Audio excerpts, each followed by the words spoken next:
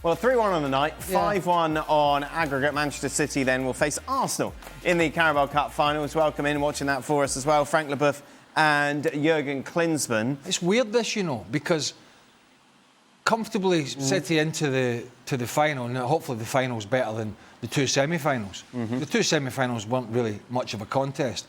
Yesterday was a bit of a bore. OK, it was tight, but it wasn't a great game. This is a difficult one because I don't know what side of the fence I want to sit on here, whether City switched off in the second half or Newcastle played really well in the second half, because they did make changes, but they were chasing the game. And they could have had, I'm not, and City could have had a couple more as well, but I'm not lying here if I said Newcastle could have had 4 or 5 easy. Vissa had 2 when he came on at half-time. The first one he shanked very early in the second half. There was a chance in the first half before you mentioned it. There was 2 chances in the first half that were brilliant chances to make the game 2-1. So it was a strange one. City will be happy.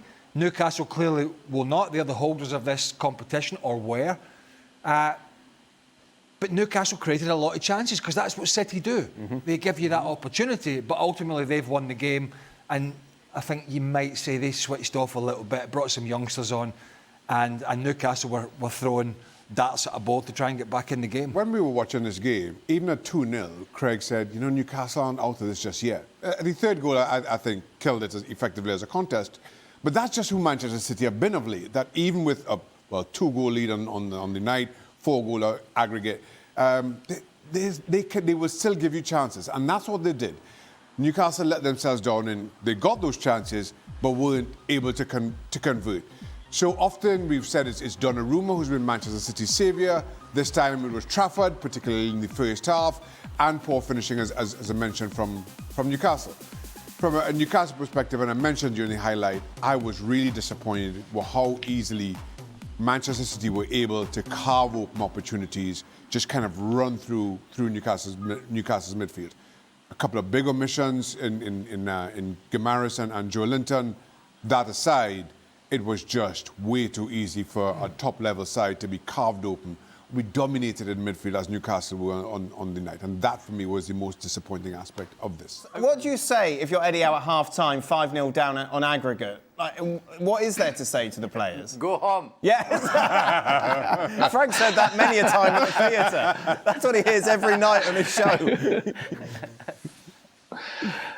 Yeah, obviously, you know, you tell them, listen, you know, even if you're down now 5 goals, I mean, you created so many chances. You could easily score 2, 3, 4, because maybe they lose a bit concentration as well, Man City. And so you tell your players, hey, come on, we got to get out here with the heads up, and we cannot just, you know, give away, you know, go so easily.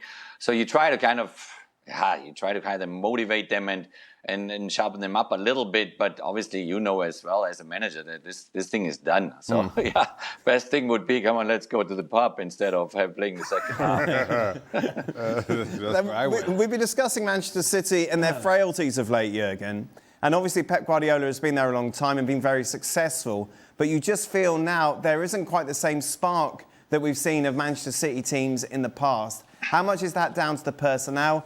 And how much is that down to them Pep not being able to get the most out of them? Well, I think, you know, you go through those periods every year. I mean, even in the years where you are up 5 points in the league table and everything goes well in the Champions League and so forth. But there are always these periods where the energy is maybe a bit lower than usual, than it should be.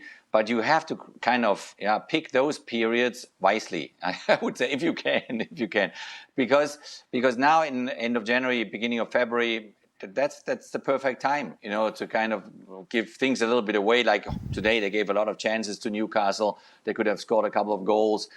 So you might want to take those moments right now. But once crunch time comes on in March and April, when the Champions League matters really with the knockout phase, and obviously the Premier League will go into the final run, that's when you want to be turned on. And I think, Pep Guardiola went through those periods so many times in his manager career. That he knows that maybe it's not the worst thing right now to have a little bit of a low energy moment, but then hopefully in a couple of weeks from now we see a different phase of Man City. They've won the Champions League once. with a much better defence. Much better. And they didn't win it on 3 or 4 occasions when they were the favourites, with a much stronger team. Yep. With a much stronger defence. Not a goalkeeper per se, although who was a goalkeeper before? Ederson. He was a good goalkeeper, but Donnarumma's really first class. But the rest of it is very shaky. And even though they're in the final, we should be sort of positive about that, and it should be a great game, blah blah blah. I don't think. Whilst there's been some murmurings this week about the City spend, the City squad, and he's sort of chipped in a little bit. Whilst I think there is something in that, I think it's the fact that he looks down to North London and he looks at what they have done. And I think that's what sort of frustrates him. That's because he knows, I think deep down, barring a disaster, that they have, I'm not saying they have the best team in Europe, but you could argue they have the best squad in Europe. Arsenal, that is. And he knows that's the team that he's gone up against. Previously, it was Liverpool who took the title off them. Arsenal have been in the hunt with them in the last 2 or 3 years, but they weren't quite strong enough. This year they are, and I think as much as he looks at his team and thinks, I've got some youngsters there, and obviously Diaz is out injured, and Gvardiol's out injured, and Akanji's been out he's away on loan, and all these things, that will frustrate him, some of the decisions. But I do think the one that probably frustrates him the most is the business that Arsenal have done and the position that they find themselves in, which is way stronger to go all the way in all these competitions than Manchester City. Of course, it's no coincidence that Manchester City's poor run of form has coincided with the fact that Erling Haaland's on his worst run probably of his career. When you take a look at his numbers, especially when you compare him to the start of the season where he came flying out the block, obviously. 25 goals in his opening 23 games, 2 goals in his last 12. Yeah, but one second here, before we go to all the guys. What have we just walked into today? What are you talking about? Well, I know I just went on a little bit about Arsenal squad, and that is true, but they've just got to a cup final. Yep. Yeah, they have, and and that's it. We've mentioned that, and now I want to talk about other things. I know. What do you want me to do? Dance on the table? Do some juggling to celebrate? No, thank you. No, thank you. I think there is time to dance on the grave.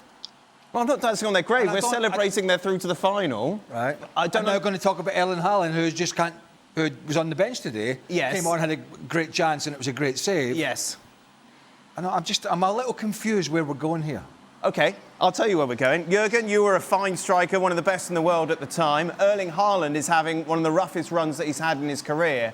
I'm intrigued psychologically. What's that like when everything was so easy for you, where all you had to do was look at the ball and end up in the back of the net, to now you feel everything you do is hard work, you've got to overthink everything, and nothing comes as naturally as it has in the past for this youngster, who, of course, there's no doubt about his talent, but at the moment, you just feel he's kind of hit his first obstacle. No, I don't think it's his first one, but he went through a couple of moments like that for a few weeks, in different moments. We'll come back. He will kind of go through these moments. And obviously, we have a World Cup also waiting for him with his Norway team, which is hasn't been qualified for a long time for a World Cup. I think, there might be, as I said before, the overall performance, when you choose the bad moments, bad periods, maybe now is a good time to choose that period right now, in January, February. But when it's crunch time, Erling Haaland will be there and he will score the goals, and maybe already in the Carabao final against Arsenal, he will be on the score sheet.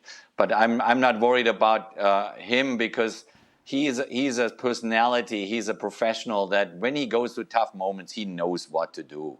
He goes back to the training field and he works his butt off. That's what he's going to do, and he will come out even stronger, as usual. Well, he's the least of their problems, isn't he? We're not going to talk about the full-backs again. I was just moving. No, I know what you're saying. By the way, is Frank's mic broken? I just don't want to go to Frank at the moment. I've got you interrupting enough. I don't need him involved. But you're right. He's gone off the boil slightly by his standard. And I'm not going to go on about the fullbacks and the other positions, but he is.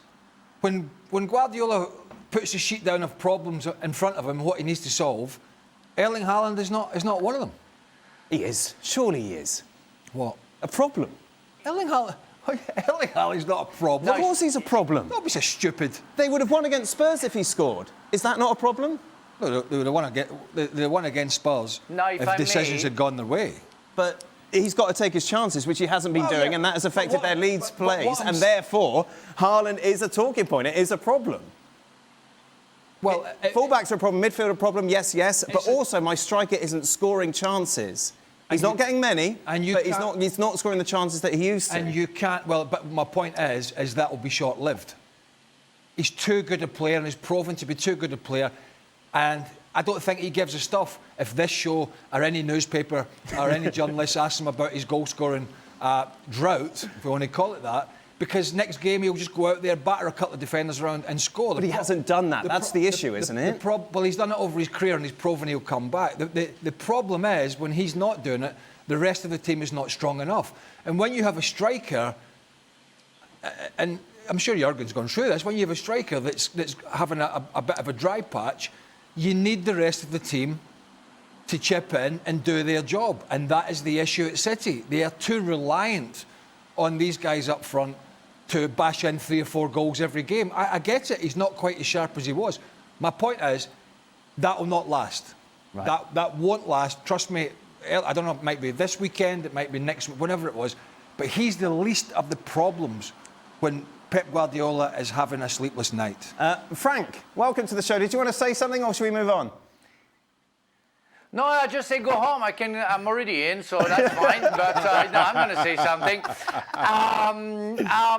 You know what? I'm a little bit with Craig in the way that it's true that the guy is been nicknamed a cyborg because he doesn't seem to be human, scoring goals after goals, and suddenly because he doesn't, we have a problem.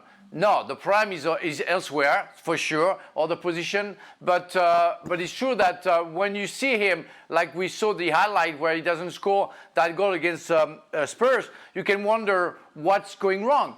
But he's been so good for like 6 months with Manchester City and Norway that he's allowed to have some rest a little bit, I would say, or so down moment, and he's going to be back. He has a World Cup, as Jürgen said. He's going to finish the Champions League as well, and the Premier League, and he's going to be back very soon. It's true that you need him at crucial moment, but you always need him. That's the main concern that they have. That it seems to be that if he's not good, City is not able to win. That's the main concern that Pep Guardiola has, I think. So.